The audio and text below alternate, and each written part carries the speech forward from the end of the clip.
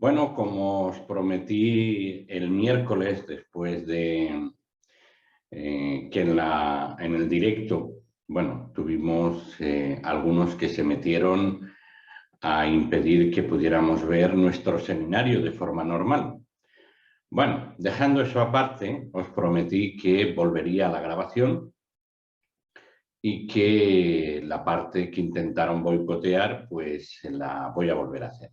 Así que comenzamos con nuestro seminario, el síndrome de la cinta iliotibial. Voy a empezar compartiendo y vamos a analizar detenidamente, sin interrupción, lo que consideramos. Y ya lo tenemos aquí. El síndrome de fricción de la banda iliotibial.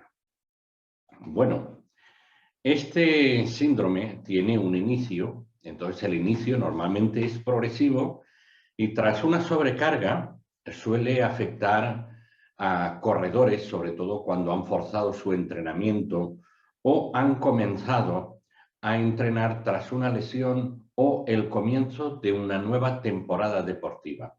La edad típica aproximada de las personas es de 25 a 55 años de edad. La duración de una lesión de esta envergadura, normalmente los pacientes generalmente vienen teniendo los síntomas durante unos 3 a 6 semanas antes de solicitar tratamiento. Dependiendo del nivel de actividad deportiva, su programa de entrenamiento y el grado de determinación para continuar con las actividades por motivos deportivos o por mantenerse en forma.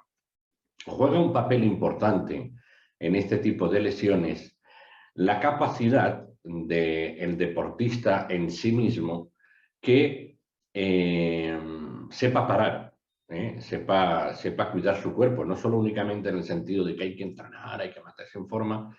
Lo que hay que saber es que cuando hay una lesión seria y más de este tipo, más vale perder que más perder.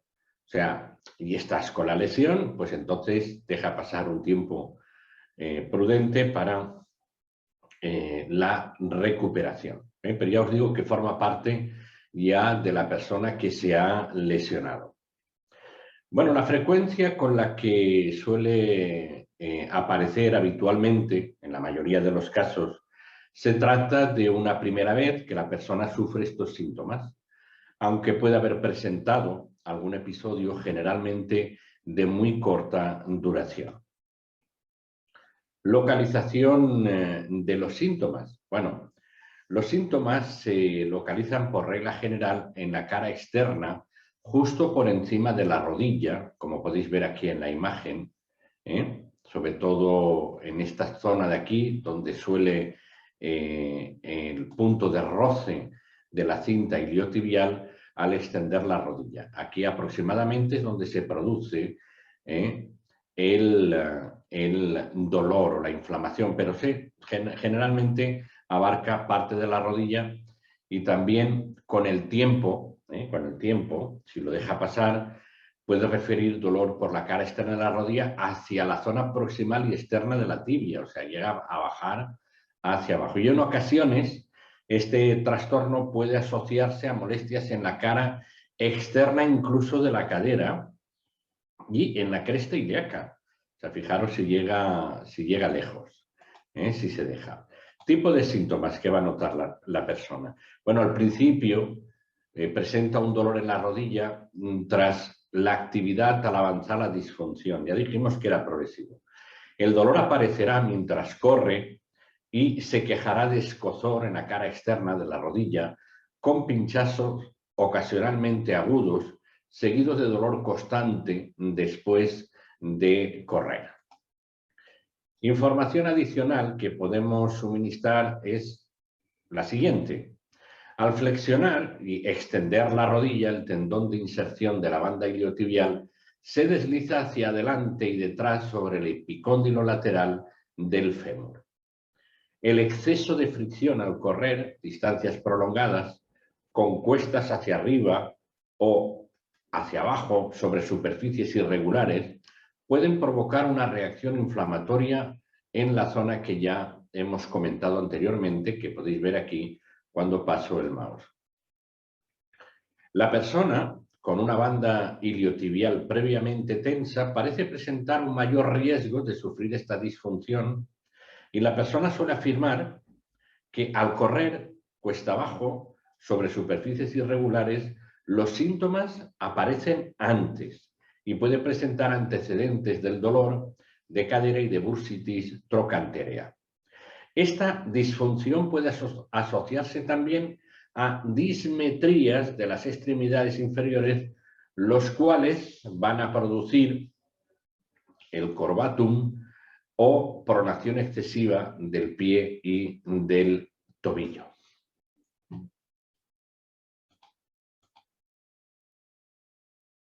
Aquí podemos ver en las observaciones lo que es el genu varo, que es, como podéis ver aquí en la imagen, es como si hubiera perdido el caballo, ¿no? Por decirlo de alguna manera, un poco más coloquial. Hay una abertura hacia el exterior de las rodillas y esto hace que la banda iliotibial se tense. Y el recorbatum, como podéis ver, aquí es una hiperextensión de, esto sería más o menos lo normal, esta imagen, y aquí sería una parte exagerada del recorbatum y este, pues nada, ya es algo increíble, ¿no? Que pueda estar así la persona. Bueno, ¿qué podemos decir? A veces, pues se puede observar una zona hinchada en la pierna afectada sobre el epicóndilo del fémur, en el tendón de inserción de la banda iliotibial y suele estar definido en corredores de fondo y la persona puede señalarlo claramente como el origen de sus molestias y también puede presentar deformidades de la rodilla como genu varo o recorbatum. En la palpación, a menudo la palpación del tendón de inserción de la banda iliotibial resulta dolorosa en el punto sobre el que pasa el epicóndilo lateral del fémur. Al aplicar un dedo sobre el tendón, si ponemos nuestro dedo aquí, cualquiera de los dedos, durante los movimientos de flexión y extensión, completa a 40 grados de flexión, puede apreciarse una criptación, un chasquido o un crujido en la zona. Restricciones. Bueno, lo más importante para el control inicial de los síntomas consiste en dejar de correr. Evidentemente, ellos tienen que poner cabeza. También hay que evitar cualquier flexión o extensión repetida de la rodilla y esto puede involucrar, entre otras actividades, el uso de pedales para controlar vehículos o máquinas, el uso de bicicletas o sentadillas. Nuestra intervención como masajistas o profesionales, primero lo que vamos a hacer es una desactivación de los puntos de la cinta iliotibial y también, aunque no está puesto aquí, del tensor de la fascia lata. Haremos masaje con hielo y luego en tercero haremos masaje de fricción transversal profundo y masaje con hielo y también haremos un masaje con ventosa, que luego lo explico, y haremos un masaje con la eminencia tenar y nuestros pulgares en el tensor de la fascia lata. Así que vamos a ver aquí los puntos que vamos a desactivar. Estos son los puntos de la cinta iliotibial y este sería el punto del tensor de la fascia lata. Así que vamos a pasar a la parte práctica. Y vamos a ir explicando el proceso para tratar una patología de este tipo, síndrome de la cinta iliotibial. Bien, lo primero que vamos a desactivar son los puntos gatillos del tensor de la fascia lata y de la cinta iliotibial. Y los tenemos aquí. Esos son los de la cinta iliotibial y ese es el tensor. Entonces lo que hacemos es desactivarlos y desactivamos también los de la cinta iliotibial. Son bastante dolorosos, los de la cinta iliotibial. De hecho, a María Ángeles prácticamente no le estoy golpeando. Luego pasaríamos a un masaje con hielo antes del masaje de fricción transversal profundo. Vamos al punto de la zona del tensor de la fascia lata, pasamos el hielo sobre toda la zona afectada, no más de 7 minutos, a intervalos de que cuando se enfríe mucho lo levantamos, y en la zona donde está ubicado la irritación o tendinitis producida por la cinta iliotibial. Entonces pasamos el rolón de hielo por la zona o aplicamos hielo directamente y vamos eliminando la tensión. Masaje de fricción transversal profundo. Bueno, pues lo que vamos a hacer, los que lo conozcáis la técnica, se pone un dedo sobre el otro, sobre el segundo y tercer dedo, el tercer dedo sobre el segundo, y entonces friccionamos la cinta iliotibial y la zona de dolor. ¿Cuál es la razón? La razón es para romper adherencias y permitir que sustancias alcógenas salgan de la zona afectada, y de esta manera hacemos una llamada a las endorfinas y encefalinas para producir el efecto de autocuración. Como podéis observar, la fricción transversal profunda no es frotar sobre la zona, sino friccionar los tejidos profundos sobre la misma zona. 2-3 minutos aproximadamente es el tiempo que solemos tardar en hacer la fricción transversal profunda en la zona afectada. ¿Qué decir que duele? Es un dolor bastante importante como para que la persona se queje. Entonces hay que hacerlo sí o sí, porque es algo que hay que hacer. Y entonces seguimos friccionando toda la zona afectada, 2-3 minutos aproximadamente, y sin aceite y sin nada. Luego el masaje, dejaríamos en la cinta iliotibial, nos vamos al masaje en el tensor de la fascia lata, y entonces lo que hacemos, el tensor lo encontramos aproximadamente ahí, y entonces con nuestra eminencia tenar friccionamos el tensor en contra de la fibra del tensor, porque el tensor más o menos está dibujado en este traje, como lo podéis ver, observar aquí, en el traje de músculos que lleva María Ángeles. Luego, con los pulgares friccionamos, hacemos un masaje en contra de las fibras para romper adherencias y, de nuevo, hacer que las sustancias autocurativas funcionen. Ahí podemos estar como unos 10 minutos aproximadamente, 15 minutos. Siempre hay que trabajar el tensor de la fascia lata junto con la cinta iliotibial. Es importante trabajar ambos y desactivar ambos. Por regla general se suelen activar los puntos del tensor y de la cinta iliotibial.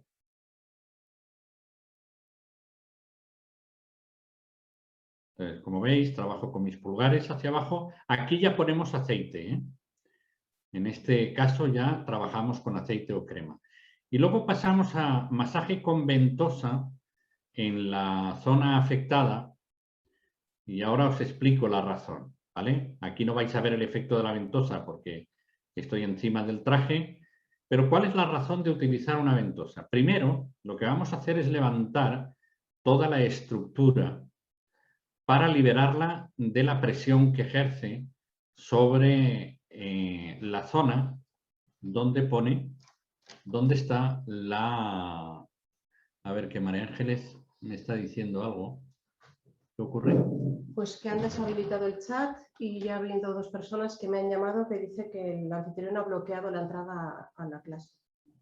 Bueno, ¿qué vamos a hacer? Vale, mira a ver si puedes habilitar el chat desde ahí, pues si alguien quiere preguntar algo. A ver si... Perdonad, lo que voy a hacer es volver a grabar esta clase yo solo para que la podáis tener sin interrupción. A ver. A ver, Profesor, disculpe, pero sí se le escucha, normal, la clase se escucha normal. Sí, sí, tú sigue. ¿yo sigo? Vale. Vale, pues vamos allá. Entonces, Sí, pero la cuando ventosa... ocurren estas cosas hay que volver a entrar porque si no siguen hackeando. ¿Perdón? No he oído lo último. Que comentaba que cuando se están hackeando hay que volver a cerrar y volver a abrir, porque si no vamos a tener estos inconvenientes otra vez. No, intentaremos, porque lo que pasa es que han encontrado la forma de entrar en la reunión y hacerse anfitriones. Bueno, gracias, Yesenia, por tu sugerencia. Lo que haré es volver a grabar yo solo el programa y entonces lo tendréis. Sí, dígame. Que te agradezco la sugerencia. Entonces lo que voy a hacer es grabar el programa yo solo y así no habrá interrupciones ni todas las cosas que han hecho, ¿vale? Bueno, seguimos. Como os comentaba, el uso de la ventosa en el lugar de la lesión lo que va a lograr es levantar el tejido y permitir una entrada de sangre adicional y de sustancias que ayudan a curar, sustancias antiinflamatorias en la zona al hacerlo con la ventosa. Y succionaríamos lo suficiente como para levantar bastante el tejido y producir una hiperemia importante. Y finalmente lo que haríamos es masaje con hielo de nuevo, porque la zona estará irritada, para ayudar a bajar la inflamación que nosotros hayamos podido producir de forma adicional a lo que ya tenía, pero que eso es normal. Entonces pasamos el hielo de nuevo, no más de 7 minutos. Si vemos que la zona se pone muy roja o molesta mucho, paramos y ya está.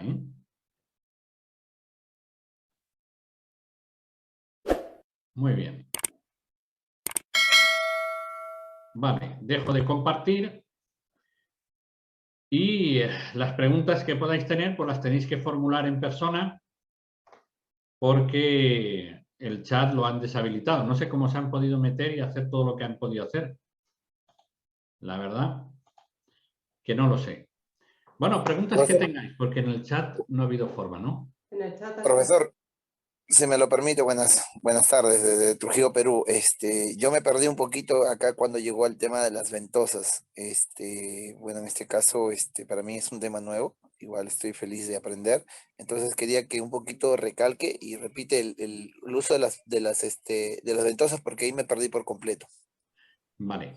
La ventosa, ¿me traes una de aquellas, por favor? El uso de la ventosa, Juan José, cumple muchas funciones. No, la mediana. Cumple muchas funciones.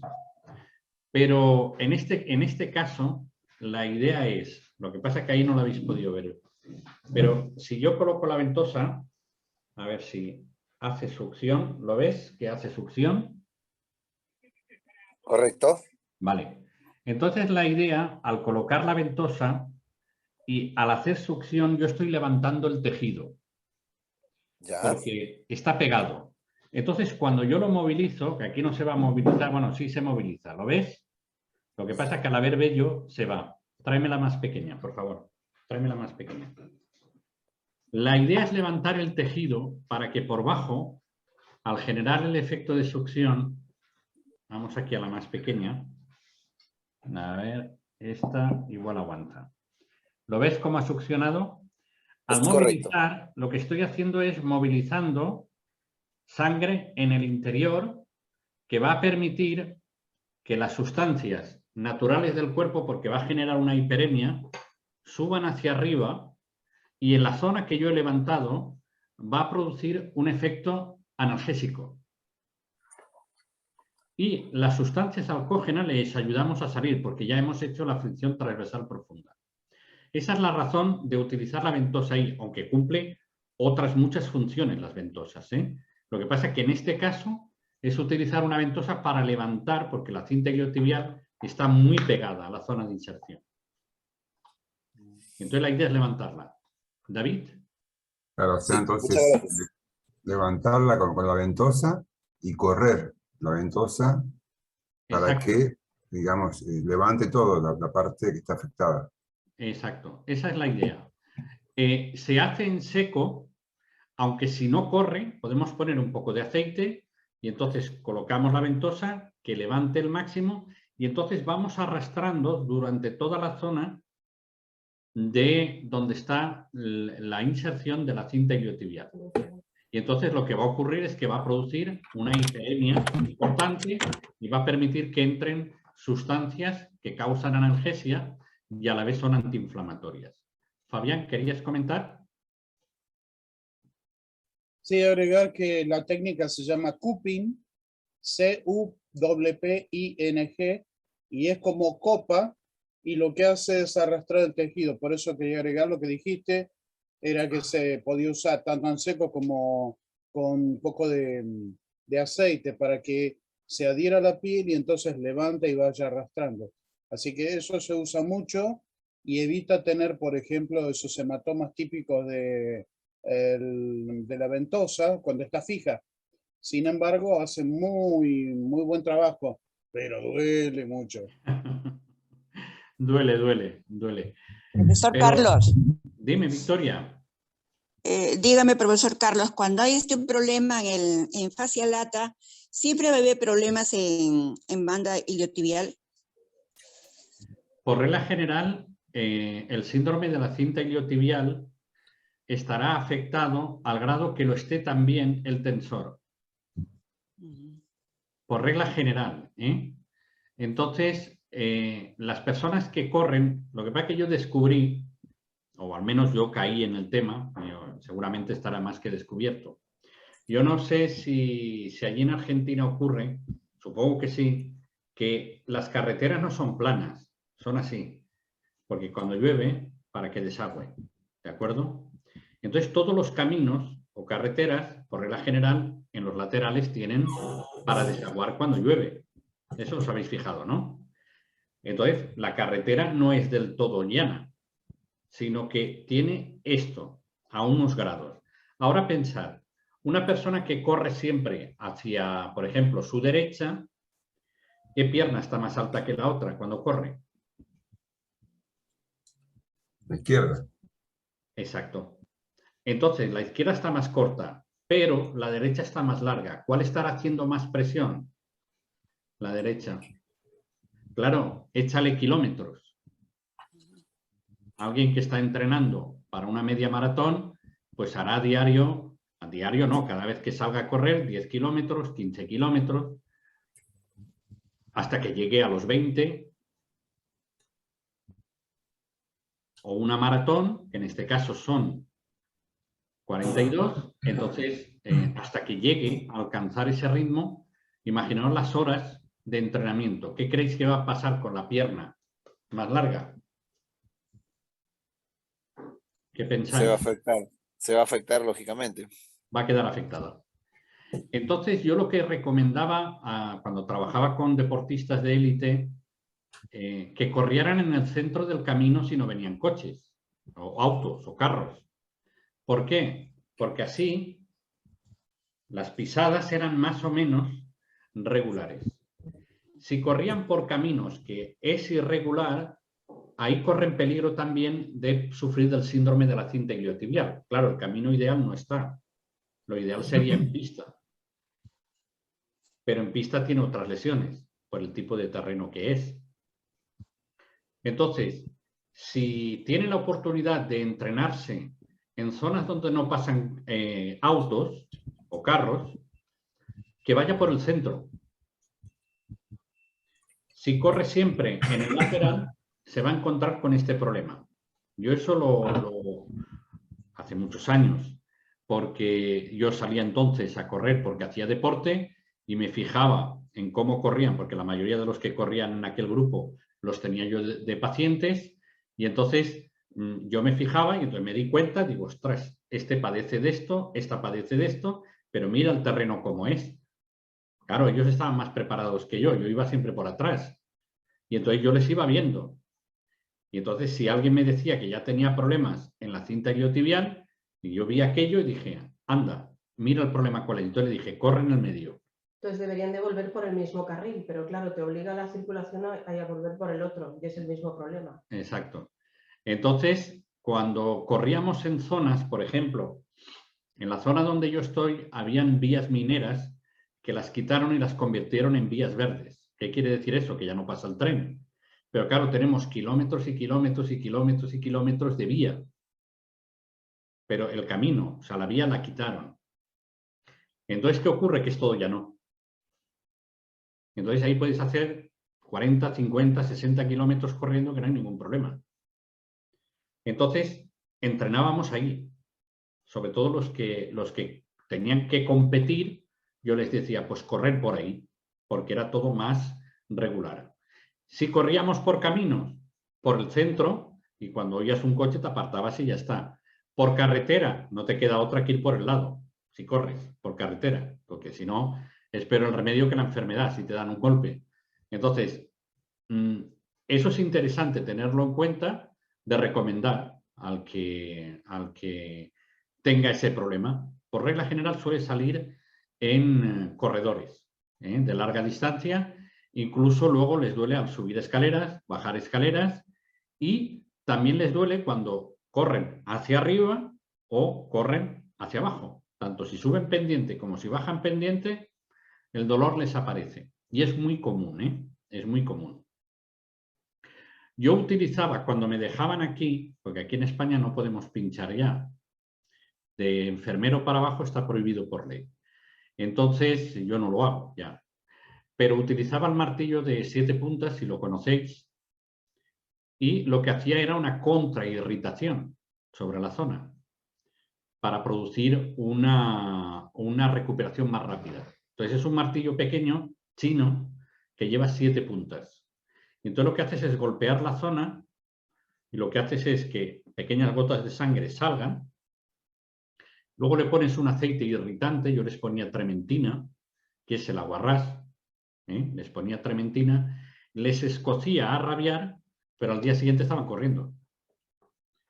Pero esa técnica yo ya no la puedo usar aquí, porque hay que cumplir con la ley, eso es así.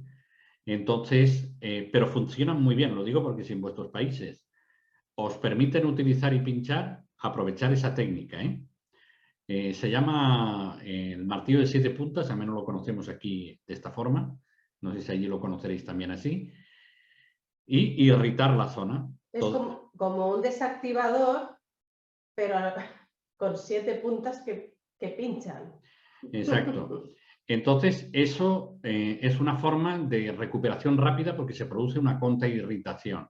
Algún día hablaré de la contrairritación porque si lo podéis usar allí, funcionan infinidad de lesiones y dolores musculares. Además tiene su lógica científica y de hecho quien inventó ese aparato, no el de los chinos, sino un aparato que se llama el Bausen, porque él se llamaba, pues como yo, Carlos Bausen, Carl Bausen se llamaba. Entonces él inventó eso, no sé si fue a finales de los 1900 o a principios de 1900, y es muy interesante la historia de él. Yo lo he estado gastando y de hecho tengo los aparatos que fui a comprarlos a Alemania y me los traje. Pero como ya no se puede pinchar, ahí los tengo muertos de risa. Y bueno, a ver si algún día cambia esto. Bien, estos son los detalles. Espero, Juan José, que se te haya quedado aclarada la duda. Sí, muchísimas gracias, profesor. Estoy atento, estoy escuchándolos. Muy bien, estupendo. ¿Alguna pregunta más? Fabián, ¿tú habías levantado la mano en algún momento? Sí, quería mencionar que esto que decías era, acá le dicen rutas abovedadas, porque tienen forma inclinada así. Y a veces lo que es más práctico es que corran por la banquina, que es recta, en vez de por la ruta. Porque incluso eso que tiene fuera de nivel hace que una cadera esté más alta que la otra. La cadera más baja, justamente el tensor de la fascia lata está cerca donde está el glúteo menor. Así que la presión que se hace y la tensión que tiene, obviamente causa que se desnivele, haya una dismetría, que afecte a la rodilla, que afecte incluso a un esguince para el lado donde está inclinada la calle. Así que muchas veces hay un montón de cosas que se van acumulando, como decías. Muy bien. Cuanto más kilómetros hacen, gracias por la aportación, Fabián, cuanto más kilómetros hacen, y sobre todo suele aparecer en periodos que están preparando una media maratón o una maratón, por regla general. Cuando entrenan habitualmente, pues a lo mejor salen a correr 1 hora o hora y media, no sé, yo por lo que sé de aquí, 1 hora, hora y media, y raramente suelen producirse ese tipo de lesión, al menos hasta donde yo sé y he vivido. Pero cuando ya se están preparando para una media o para una maratón, empiezan a aparecer porque va aumentando el tiempo y también la intensidad del entrenamiento. Y entonces, como ya vienen cargados de antes, entonces se dispara y aparece. Como ya habéis visto, como es progresivo, empiezan con un pinchazo, empiezan con un escozor, empiezan con una molestia, se ponen hielo, estiran y al día siguiente comienzan otra vez a entrenar, pero no acaba eso de irse y acaba el entrenamiento y otra vez dolor. O empieza el dolor al principio y cuando está calentando desaparece y cuando han acabado, entonces salta. Y es progresivo, ¿no? 2, 3, 4 semanas y llega un momento que la cosa se hace imposible. Yo recuerdo el caso de uno que estaba preparando una media maratón y fue así, literalmente. Empezó y fue progresivo y al final acudió a mí y me dice, tengo esto. Digo, pues mira, es el tensor es la cinta iliotibial. Tienes esto. Digo, mira, voy a desactivarte los puntos, lo que habéis visto hoy, lo que habéis visto hoy. Y mejoró a grados que no os podéis hacer una idea. Pero mira por dónde se le ocurrió jugar a pádel. Por supuesto, porque viene y se volvió a estropear la cinta iliotibial y encima se hizo una fisura en una costilla, en una bajada para darle a la pelota, se le desgarró el intercostal. Así que fue peor el remedio que la enfermedad. Bueno, lo tuve que vendar, hacer un vendaje funcional y decirle, pues nada, ya nos vemos la semana que viene. Y deja de hacer otro tipo de deportes si te estás preparando para una media maratón, ¿no? Pero suele aparecer normalmente en lo que os digo, cuando se están preparando para una competición, ¡pam!, salta.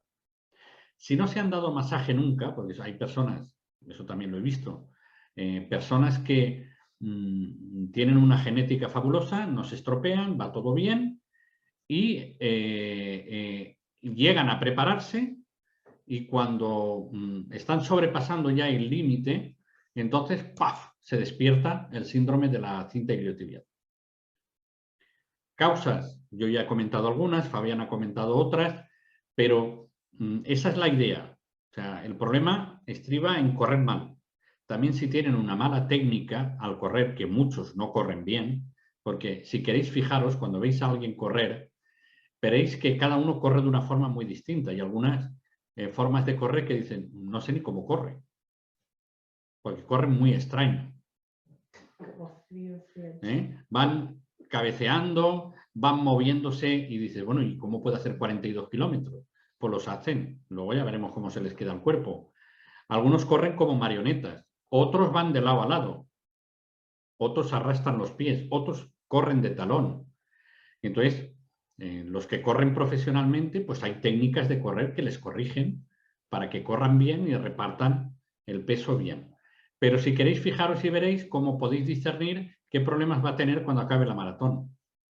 Por la manera de pisar, por la manera de cómo corre, todo eso os va a indicar. Y hay quien corre con la cabeza, o sea, va con la cabeza delante.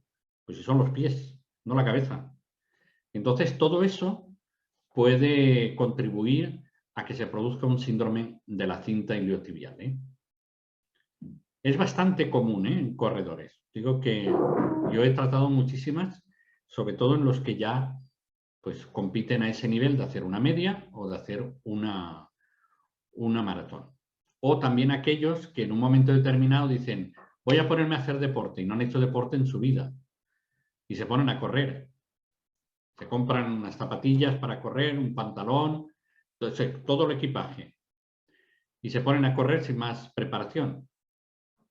A la vuelta de unas semanas o de un mes, lesión. ¿Por qué? Porque ese cuerpo no está preparado. Hay que empezar muy poco a poco, con estiramientos, calentamiento. De esos también hay, ¿eh? De esos también hay. Se levantan inspirados y dicen, me voy a hacer deportista. Bueno, pronto pararás. Efectivamente, paran.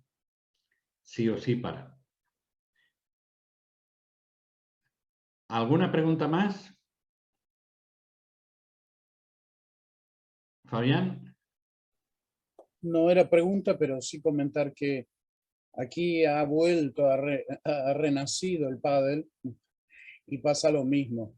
Si el que no corre porque es atleta de fin de semana, no hace nada entre semana y después cuando está en el fin de semana se quieren poner al día y les duele hasta el pelo, pero llama la atención que con el pádel vienen con problemas en las rodillas, problemas en la fascia lata, en la cadera, y encima hay que acomodarles el hombro. Sí, sí, es así. Así que se ha puesto de moda de nuevo allí. Bueno. Es que yo los veo a jugar y digo, es que es un deporte horroroso porque te puede venir la pelota de cualquier lado, los giros deben ser, las rodillas deben de sufrir muchísimo, como pisan. Los esguinces que tienen, terrible. Debe ser más duro que correr o cualquier otra cosa. Parece una cosa tonta, pero no. Debe ser... Pero aparte creen que cualquiera puede hacer pádel. Entonces, yo tengo espejo en casa, ¿no? Pero digo, están todos bastante gorditos y resulta que corren y a veces se tiran por desesperación para agarrar y el asunto es, no tienen la técnica, se lesionan y después vienen para que los arreglen. Pero es increíble cómo se lesionan. Sí, muchísimo. Será de los deportes que más se lesiona a la gente, al menos yo lo he visto aquí. Por ejemplo, deportistas de fin de semana o personas con una carga de peso importante y entonces se ponen a darle al pádel y se lesionan, ¿eh? Pero bueno, ¿qué vamos a hacer? De hecho, yo conocí a un amigo de mi cuñado que iba mucho al pádel, y se lesionó, o sea, le dolía muchísimo las lumbares y el médico no le dio importancia pensando que era el pádel. Y a los meses tenía un cáncer de colon y le dolían las lumbares. Pero no le dieron importancia porque él hacía pádel. O sea, ya los médicos saben que el pádel produce muchísimos dolores. Y durante meses era un chico de 30 y tantos años, niños pequeños, y el problema fue ese, de que no le tomaron importancia porque igual le podía haber dolido el lumbago, que la rodilla, que las cervicales. Y produce muchas lesiones y se creen súper mal porque, no, como es un sitio pequeñito, no será muy grave. Y sí. Bueno, ha sido un placer. Siento que se nos haya colado un troll, les llaman así, creo, y ha intentado boicotear, pero al final creo que hemos conseguido que se marche. No, pero para la semana que viene hay que ver cómo han entrado y cómo han deshabilitado el chat. Sí, claro, porque es que el control lo tengo yo. Entonces no sé cómo han podido hacer ese tipo de cosas. Pero bueno, si se meten es porque hacemos ruido. Alguno que sabe. ¿Qué? Alguno que sabe hacerlo, digo, gente que Sí, está para eso. Sí, pero bueno, no pasa nada, es la primera vez que ha pasado. Al principio sí que se metieron, al principio, pero hacía, no sé, tiempo que no aparecía ninguno intentando boicotear el tema. Pero bueno, no pasa nada. Yo lo voy a volver a grabar para que no se vean los garabatos, no le vamos a dar el gusto. Yo lo volveré a grabar y dejaré las preguntas, como lo tengo que unir el vídeo y lo tengo que montar, bueno, pues montaré las preguntas para que no se pierdan y lo que nos ha hecho el troll, bueno, pues nada, no se va a ver. Una experiencia más. Una experiencia más. Seguro, no pasa nada. Igual Muchas gracias, Sí, por lo menos Vale, David. Hay un dicho en España que dice que el tonto, cuando se acaba el camino, sigue andando. O sea, si se ha acabado el camino, ¿para qué sigues andando, no? Entonces, el tonto le pasa eso. Entonces, pues eso le va a pasar. O sea, no va a salir lo que ha hecho y sí saldrá lo que nos interesa a nosotros. Entonces, pues eso. Recordar el dicho. El tonto, Igual, cuando se acaba el camino, sigue andando. Pues, ¿qué vamos a hacer? igual parecían niños por entre el lenguaje y lo que garabateaban y todo eso, aparecen estos. Hola, Patricia. Hombre, quizás. Lo que pasa es que cuando ya han empezado a insultar, somos trolls, no sé qué, es igual eran niños, pero bueno. No Bueno, sé. ¿qué vamos a hacer? No pasa nada. Como ahora ponemos la ID y la contraseña pública, pues claro, es fácil. Lo raro es que no nos hubiera pasado ya. Pero bueno, si vuelve a pasar, pues se envía como antes, a los mails solamente y a los contactos y ya está. Bueno, cuidaros mucho. Y gracias por estar nuevamente otro miércoles. El miércoles que viene intentaremos que sea menos transitado, ¿eh? Y que podáis disfrutar. Así que os dejamos, cuidaros mucho y nos vemos la semana que viene. Hasta luego. Hasta luego. Hasta Abrazo. luego, cuídense. Ahora Nos vemos. Un abrazo muy fuerte. Abrazo para todos. Gracias, Pilar. Me has Hasta dicho luego. que para mañana llega algo. ¡Ay, qué bueno! Ojalá les guste, ¿ah? Muchísimas gracias, Hasta Pilar. luego. Hasta De luego. nada, de nada. Adiós. Un abrazo. Adiós.